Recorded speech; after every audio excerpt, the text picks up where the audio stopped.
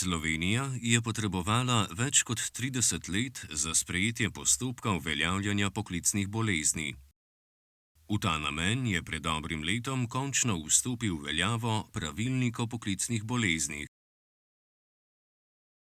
Mnenje o poklicni bolezni določa interdisciplinarna skupina strokovnjakov na Kliničnem inštitutu za medicino dela, prometa in športa.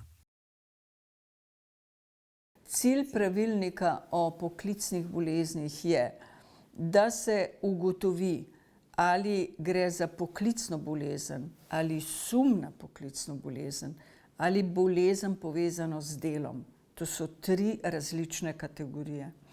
Poklicna bolezen je tista, kjer je nedvoumno zaključeno, da je neka bolezen posledica neke izpostavljenosti na delovnem mestu.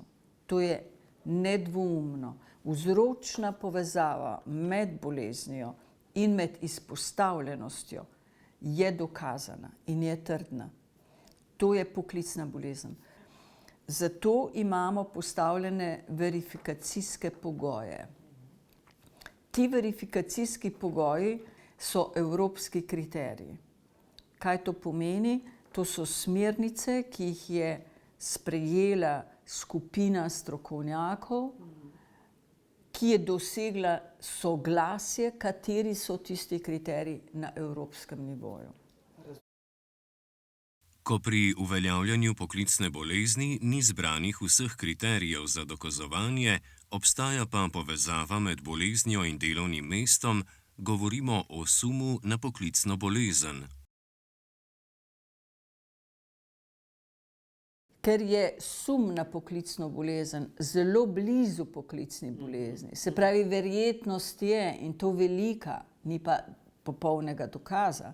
Zato smo mi z inšpekcijskimi službami dogovorjeni, da grejo v vsakem primeru, ko imamo poklicno bolezen in sum na poklicno bolezen, na delovno mesto in odkrijejo, ne le odkrijejo, kaj je vzrok bolezni, kaj je vzrok izpostavljenosti, ampak zahtevajo popravke. Cilj našega pravilnika je torej, da se delovno mesto popravi zato, da ne bojo ljudje več zbolevali. Pravočasno ukrepanje pomaga zagotoviti varno delovno okolje za vse zaposlene. Ta cilj pa je na žalost težko izpeljati, ker večina delavcev ne upa uveljavljati poklicnih bolezni med delovno dobo, temveč šele v pokoju ali tik pred upokojitvijo. Povprečna doba delavcev, ki so se odločili uveljavljati poklicno bolezen, je 59 let. Javili so se nam brez dvoma v verifikacijo nekateri ljudje, ki so že v pokoju in njihovih podjetij, delavnic, ker gre za nekaj delavnic, tudi ni več. V takem primeru nam ostane, da poskusimo najti delodajalca, vendar to ni naloga te komisije. Mi smo se z obema ministrstva sestali in smo rekli, kaj naj naredimo z ljudmi, ker tega ni pričakoval nihče, ki so že zdavnaj poklicno bolni. Pravilnik se je za zdaj pripravljal, tako kot je običajno, ne za 40 ali 50 ali 30 let nazaj, ne? Ampak mi smo se z njimi dobili in smo rekli, kaj če dobimo prošnjo za nazaj. In je bil odgovor, poskusite reševati tudi za nazaj, kar se da. In to morate imeti kot izjeme. To dejansko pravilnik ni temu namenjen. Kaj lahko naredimo? Vse, kar lahko naredimo je, če obstaja podjetje, gremo mi v vsako podjetje in si ogledamo delovna mesta. Mi zahtevamo od delodajalca, ampak gremo tudi na delovno mesto. Vidimo, kako zadeva izgleda. Merimo, če je potrebno določene izmere narediti. Torej, mi tam gremo. Če pa teh podjetij več ni, pa je vse, kar lahko naredimo, da prosimo, naj se ti podatki dobijo. Poleg meritev so potrebna tudi ustrezna zdravstvena dokazila. Na inštitutu poudarjajo, da so naglušnosti, ki so povzročene s hrupom, antibiotiki, strupenimi snovmi ali starostna naglušnost, popolnoma enake naglušnosti, ki nastane na delovnem mestu. Iz tega razloga so potrebni verifikacijski pogoji, na podlagi katerih se komisija odloči, ali sploh gre za poklicno bolezen. Verifikacijski pogoji pa zahtevajo avdiogram, posnet pred začetkom dela v hrupu. Zakaj? Zato, da imaš s čim primerjati zadevo. Če si ti v začetku imel minimalno naglušnost ali pa začetno naglušnost ali kakršnokoli, potem je to problem. Večina teh ljudi pred začetkom dela nima avdiograma.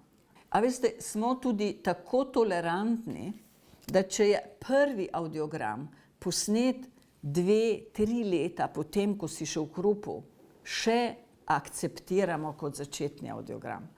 Ne more biti pa ta avdiogram posnet prvič 10 ali pa 15 let potle, ko že delaš v hrupu. Torej dve stvari so. Eno so podatki o pacientih in eno so podatki o meritvah.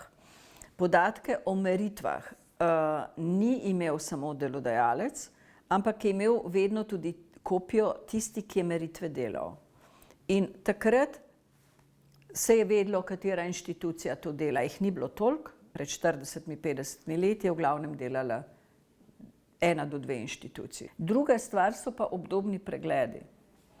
In obdobni pregledi so se zgodili od leta 1964 naprej. To je pa delal specialist medicine dela. In specialist medicine dela so ljudje hodili v lokalni dispanzer. In pogoj je, da mora biti dokumentacija shranjena doživljenjsko oziroma celo po smrti. To pomeni, da to podatkov, kar smo jih mi dobili, smo jih dobili za vse, ker smo to zahtevali. Vprašanje pa je, kako pogosto so pošiljali? Kljub temu, da pravilnik omogoča uveljavljanje poklicne bolezni tudi upokojencem, se pojavlja vrsto težav pri pridobivanju dokumentacije. To na žalost vpliva na mnenje komisije, ki brez primernih dokazov ne more ugotoviti poklicne bolezni. Gospa ali gospod, ki smo jih obravnavali, imajo možnosti, da grejo na sodišče, dobijo sodnega izvedenca, ki bo mogoče drugače razumel kot komisija. Torej, še enkrat, sodišče nikoli ne kliče članov komisije, ker mi smo lahko samo priče. Sodišče kliče drugega sodnega izvedenca. To je po mojem vprašljivo, ampak to je dejstvo slovensko. In če ta sodni izvedenec reče, to je zame poklicna bolezen, je to bistveno višje od mnenja komisije. Novi pravilnik kot poklicno bolezen priznava tudi gluhoto in naglušnost. Vendar se soočamo s težavami pri dokazovanju pretekle izpostavljenosti prekomernemu hrupu in njenih posledic. Zato je ključnega pomena seznanjati delavce, ki trenutno delajo v podjetjih s prekomernim hrupom, da se zavedajo vseh tveganj in pravočasno zaščitijo svoj sluh.